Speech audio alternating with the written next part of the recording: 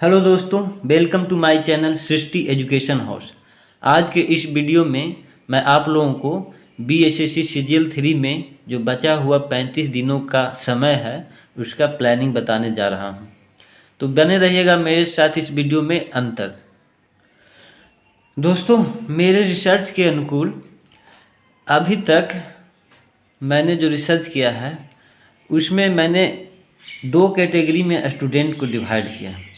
पहला देखिए, जो स्टूडेंट सिलेबस के अनुकूल तैयारी नहीं कर पाए हैं, और दूसरा में देखिए जो स्टूडेंट सिलेबस के अनुकूल तैयारी कर चुके हैं या आने वाले 5 या 10 दिनों में करने वाले हैं।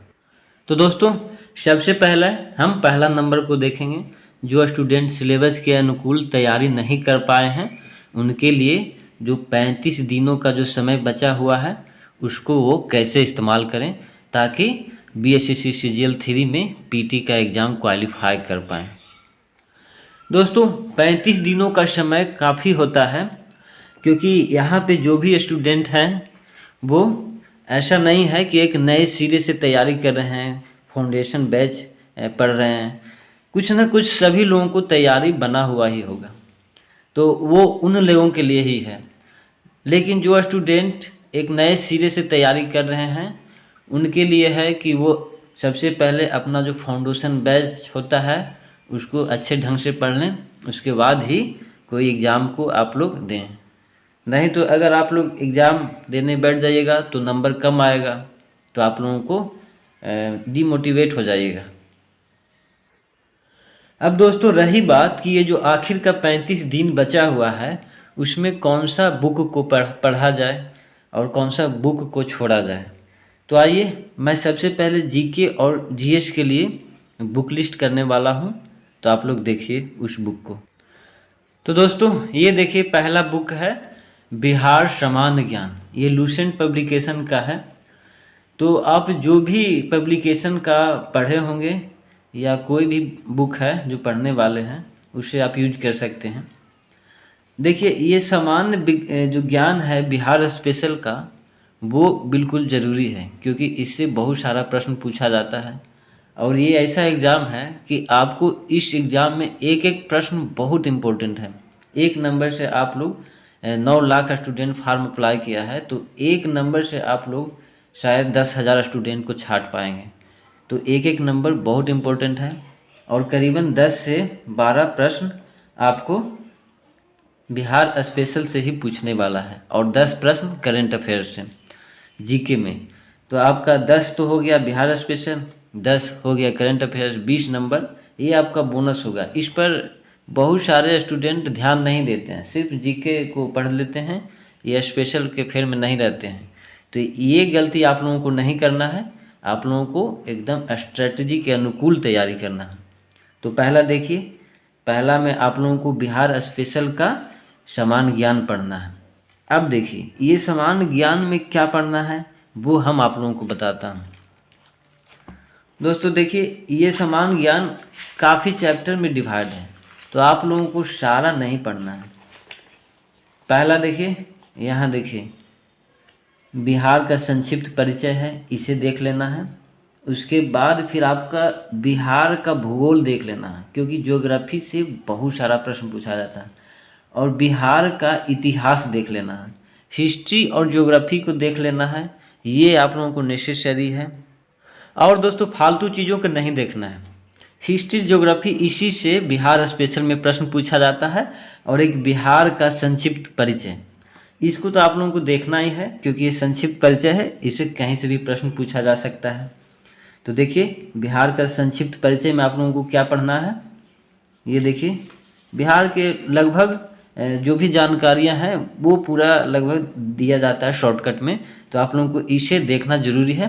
उसके बाद फिर आप लोगों को हिस्ट्री और ज्योग्राफी ये दो सब्जेक्ट को देखना है। ये देखिए बिहार का इतिहास है, इसमें आप लोगों को पूरा इतिहास और पूरा भूगोल दोनों एकदम अच्छे ढंग से पढ़ लेना है। ऐसा नहीं है कि शॉर्टकट में पढ़ लेंगे।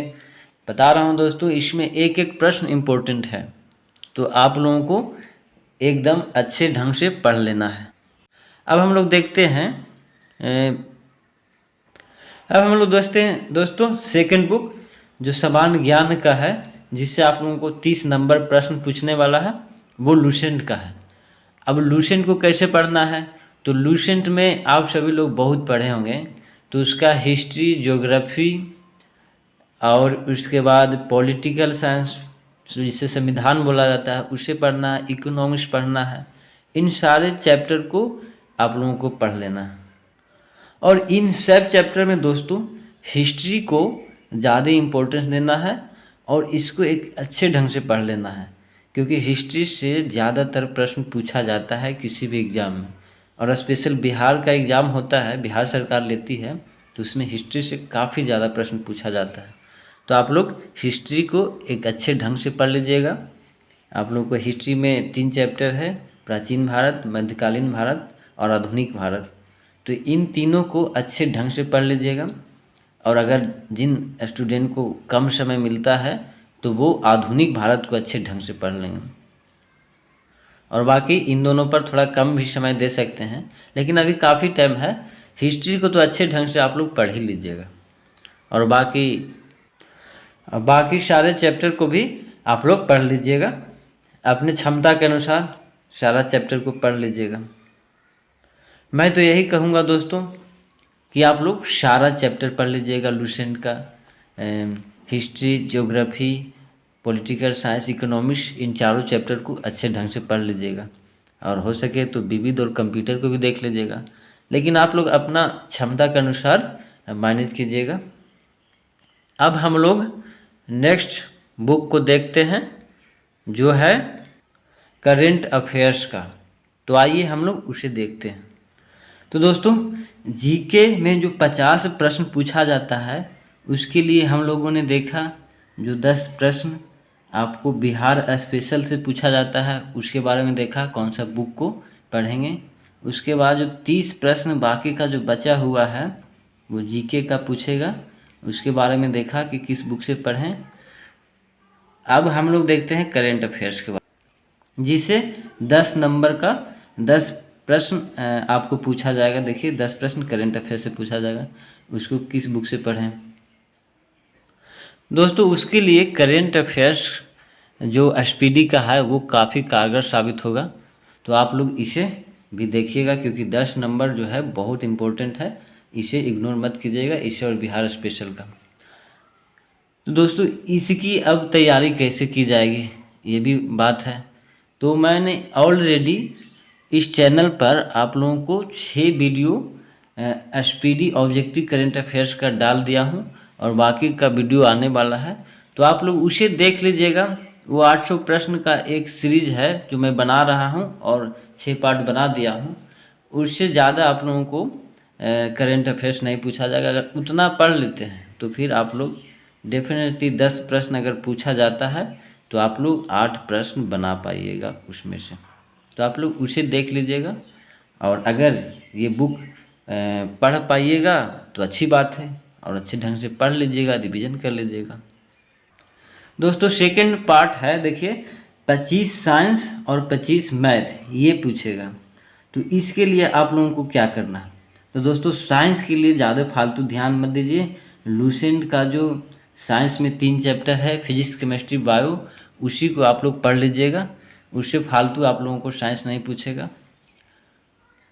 और अगर साथ में अगर एसपीडी का साइंस पढ़ना चाहें तो वो भी पढ़ सकते हैं, कोई दिक्कत नहीं है। तो बिहार साइंस के लिए आप लोगों को लूसेंट का साइंस पढ़ना है, और एसपीडी अगर है बुक तो उसका भी साइंस पढ़ लीजिएगा, उससे ज़्यादा नहीं पूछेगा। अब दोस्तों रही बात मैथ का, जो 25 नंबर का पूछा जाएगा, ये काफ़ी इम्पोर्टेंट है, क्योंकि इसमें अधिकतर बच्चे 25 में से 23-24 का स्कोर करते हैं। तो ये जिनका मजबूत है वो बोनस है, और जिनका मजबूत नहीं है, अभी 35 दिनों का काफ़ी लंबा समय है। तो 35 दिनों में आप लोगों को क्या करना है, कोई भी रिवीजन बुक उठा लेना है। By the way R S. Agarwal अगर आप लोग पढ़ते हैं तो आर.एस. अग्रवाल को चैप्टर वाइज चैप्टर जो सिलेबस में दिया हुआ है आप लोग सिलेबस देख लीजिएगा। सिलेबस में मुश्किल से 10 चैप्टर है, वो 10 चैप्टर को आप लोग बना दीजिएगा। तो आप लोगों को लगभग 20 प्रश्न डेफिनेटली सोल्व कर पाइएगा। तो आप लोग आर.एस. अग्रवाल को पूरा 10 चैप्टर का रिवीजन कर लीजिएगा। दोस्तों आर.एस. अग्रवाल जो मैथ है वो इस बीएसएससी के लिए काफ़ी कारगर साबित होता है। आप लोग प्रीवियस ईयर के पेपर देख लीजिएगा, उसमें अगर 25 प्रश्न पूछा जाता है तो 20 प्रश्न डायरेक्टली आर.एस. अग्रवाल के मैथ से ही दे दिया जाता है। जो प्रश्न उसमें रहता है वही प्रश्न रहता है। वो प्रश्न सीधे रहे या न रहे आपका नंबर चेंज कर सकता है, लेकिन बिल्कुल उसी टाइप का प्रश्न रहता है। तो आप लोग आर.एस. अग्रवाल को पढ़ लीजिएगा, ये बीएसएससी एग्ज़ाम के लिए काफ़ी कारगर साबित होगा, क्योंकि मैंने इसे आजमाया है। अगर आप लोग नहीं आजमाए हैं तो आप लोग प्रीवियस ईयर का पेपर देख लीजिए मैथ का, आप लोगों को पता चल जाएगा कि आर.एस. अग्रवाल इस मैथ के लिए 25 नंबर के लिए कितना कारगर साबित होगा। जो थर्ड में है दोस्तों, देखिए 50 क्वेश्चन रीजनिंग का पूछा जाएगा। तो अब रीजनिंग का तैयारी कैसे किया जाए दोस्तों? रीजनिंग का तैयारी आप लोगों को करना बहुत आसान है, क्योंकि आप सभी लोग रीजनिंग, अगर कोई भी नया बच्चा भी बनाएगा तो रीजनिंग 50 प्रश्न पूछा जाएगा तो उसमें 30 बना देगा। 30 तो कोई भी बना देगा, लेकिन आप लोगों को 30 नंबर से काम चलने वाला है नहीं। आप लोगों को कम से कम 43 से 45 रीजनिंग में बनाना होगा, तब एक अच्छा स्कोर आप लोगों को रीजनिंग में माना जाएगा। तो 43 से 45 स्कोर रीजनिंग में करने के लिए आप लोगों को क्या करना होगा? तो दोस्तों जो भी चैप्टर में आप लोगों को दिक्कत होता है उसको आप लोग यूट्यूब का सहारा लेकर उस चैप्टर को अच्छे ढंग से पढ़ लीजिए और फालतू दिमाग मत लगाइए। जो भी चैप्टर में ज़्यादा दिक्कत होता है पहले आप लोग एक सेट प्रैक्टिस कीजिए रीजनिंग का, देखिए किस किस चैप्टर में मुझे दिक्कत का सामना करना पड़ रहा है, तो वो चैप्टर आप लोग को यूट्यूब पर जाके किसी भी चैनल के माध्यम से आप लोग उसे देख सकते हैं। और दोस्तों जो फोर्थ नंबर है, जो आखिरी है, चौथा स्ट्रेटजी क्या अपनाना है? चौथा में है आप लोगों को एक सेट प्रैक्टिस डेली करना है, या अभी जब तक आप लोगों का ये जो सिलेबस जो कंप्लीट नहीं होता है तब तक एक दिन गैप करके भी आप लोग कर सकते हैं, लेकिन एक दिन गैप करके आप लोगों को एक सेट मारना ही होगा, क्योंकि अगर सेट नहीं मारिएगा तो आप लोगों का जो पहले से जो तैयारी हुआ पड़ा है वो आप लोगों का डैमेज जा सकता है। क्योंकि कुछ अच्छे करने के फेर में कहीं ऐसा ना हो जाए कि आप लोगों का जो पहले का जो बना बनाया खेल है वो भी खराब हो जाए। इसलिए आप लोगों को वो तैयारी को बचा के रखना है, इसलिए एक सेट या एक दिन गैप करके एक सेट को आप लोगों को बनाते रहना है। और आखिरी बात दोस्तों, ये सारा जो मैंने स्ट्रेटजी बताया है, कौन सा बुक कैसे पढ़ना है, वो सारा प्लानिंग आप लोगों को 10 से 10 तारीख यानी 10 दिसंबर या हार्डली 15 दिसंबर तक आप लोगों को ख़त्म कर देना है। उसके बाद जो 10 या 15 दिन का आप लोगों को समय मिलेगा वो ओनली सेट प्रैक्टिस करना है और उसका रिवीजन करना है। तो आप लोगों को ये जो प्लानिंग मैंने बताया वो 10 या 15 तारीख को, जो भी 20 दिन का समय मिले आपको, या 25 दिन भी समय ले सकते हैं। 25 दिन अगर हार्डली लीजिएगा तो 25 दिन में आप लोगों को पूरा ख़त्म कर देना है, और उसके बाद जो 10 दिन का समय बचेगा 15 दिन का, उसमें ओनली आप लोग को सेट प्रैक्टिस करना है। अब दोस्तों हम लोग दूसरा नंबर पर चलते हैं। जो स्टूडेंट सिलेबस के अनुकूल तैयारी कर चुके हैं या आने वाले 5 या 10 दिनों में करने वाले हैं, तो वो स्टूडेंट के लिए तो एक बहुत बड़ा बेनिफिट साबित होगा। अब सभी लोग जानते हैं कि अब इन लोगों को क्या करना है, सिर्फ सेट प्रैक्टिस करना है। तो जो 5 या 10 दिनों में करने वाले भी होंगे तो 5 या 10 दिन अपना समय ले लीजिए, पूरा अच्छे ढंग से उसका निचोड़ कर लीजिए। उसके बाद फिर आप लोगों को क्या करना है, उसके बाद एक नहीं आप लोगों को 2 सेट, अगर एक अपना क्षमता के अनुसार, अगर जो एक सेट से 2 सेट नहीं मारने में सक्षम है तो वो एक सेट भी मार सकते हैं, लेकिन 2 सेट अगर बनाते हैं तो आप लोगों के लिए काफ़ी कारगर साबित होगा। 2 सेट बनाइए, और उसका दोनों का रिवीजन कीजिए। कहने का मतलब है दोस्तों, जो 35 दिनों का समय आप लोगों के लिए बचा हुआ है, उसमें जो मार्केट में जितने भी प्रैक्टिस सेट अवेलेबल हैं वो सारे ख़त्म कर दीजिए। अगर वो सारा आप लोग ख़त्म कर देते हैं तो शायद आप लोगों को इतना फास्ट मैथ रीजनिंग बना पाइएगा जो आप लोगों को टाइम का बचत होगा, क्योंकि इसमें 75 नंबर मैथ रीजनिंग पूछ रहा है, 75 प्रश्न, तो समय का बहुत इम्पोर्टेंस रहेगा। तो समय को आप लोगों को पकड़ कर चलना है, इसीलिए आप लोगों को प्रैक्टिस सेट लगाना है। और हो सके तो आप लोग 1.5 घंटा में ही यहाँ मारने की कोशिश कीजिएगा, या हार्डली 1.25 घंटा ले सकते हैं, यानी 1 घंटा 45 मिनट। इतना समय आप लोग टाइमर लगा लीजिएगा, उसके बाद आप लोग सेट प्रैक्टिस कीजिएगा और उसका रिवीजन कीजिएगा। और रिवीजन में आप लोगों को ये होगा कि आप लोग अभी तक जो पढ़े हैं उसका रिवाज होता चला जाएगा। 75 अगर 2 सेट मारिएगा तो 75 150 प्रश्न आपका जीके जीएस का रिवाज हो गया। उसके बाद 75 मैथ रीजनिंग का हो गया। तो ये सारे चीज़ को आप लोगों को रिवीजन करते चलना है, और बाकी आप लोगों को कुछ भी नहीं करना है। और बाकी रही एक बात और, कि आप लोग अभी तक जो करंट अफेयर्स पढ़े हैं उससे अगले महीने जो दिसंबर में करंट अफेयर्स लॉन्च होगा उससे अपडेट हो जाना है, क्योंकि आप लोग अभी तक जो तैयारी किए हैं वो 1 महीना पीछे तक का ही करंट की तैयारी किए हैं। तो आप लोग को सिर्फ दिसंबर माह का करंट को देखना है, सिर्फ दिसंबर मंथ का करंट को ही देखना है, और बाकी कुछ नहीं करना है। ओनली सेट प्रैक्टिस, बस ओनली सेट प्रैक्टिस और उसका रिवीजन, और आप लोगों को कुछ भी नहीं करना है। आइए दोस्तों, अब मैं पहला नंबर पर आता हूं। एक बार फिर से जो भी स्टूडेंट इस बुक का स्क्रीनशॉट लेना चाहते हैं या फिर से देखना चाहते हैं, मैं एक बार फिर से आप लोगों को दिखा देता हूं। दोस्तों, बिहार स्पेशल के लिए आप लोगों को ये बिहार लूसेंट का समान ज्ञान पढ़ना है, या कोई भी बुक आप पढ़ सकते हैं, कोई भी पब्लिकेशन का बिहार समान ज्ञान होना चाहिए। और सेकंड नंबर में देखिए करंट अफेयर्स के लिए, ये देखिए आप लोगों को एसपीडी का करंट अफेयर्स है, उसे पढ़ना है। और थर्ड नंबर में देखिए जीके समान ज्ञान के लिए जो 30 नंबर के लिए मैं बताया था, उससे लूसेंट का सहारा लें। और साइंस के लिए भी आप लोग लूसेंट का सहारा ले सकते हैं, और साइंस के लिए अगर हो सके तो एसपीडी का भी सहारा ले सकते हैं।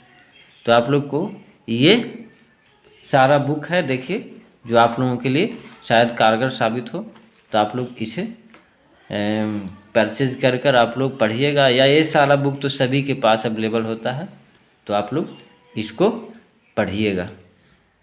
और दोस्तों, अंत में एक बात मैं और कहना चाहूँगा कि आप लोग अब ये भ्रम में मत रहिएगा कि आगे भी डेट बढ़ने का चांसेस है, क्योंकि ये जो डेट है बीएससीसी आयोग ने बहुत ही सोच समझ कर लिया है। तो आप लोग इसको एकदम तय डेट मानिए और इसी के अनुकूल तैयारी कीजिए, क्योंकि इसके बाद आप लोगों को डेट बढ़ने वाला नहीं है, और नहीं तो आप लोगों को समय ज़्यादा मिलने वाला है। तो चलिए, आप लोगों को ये वीडियो कैसा लगा कमेंट बॉक्स में लिख कर ज़रूर बताइएगा। मिलते हैं हम लोग नेक्स्ट वीडियो में, तब तक के लिए धन्यवाद।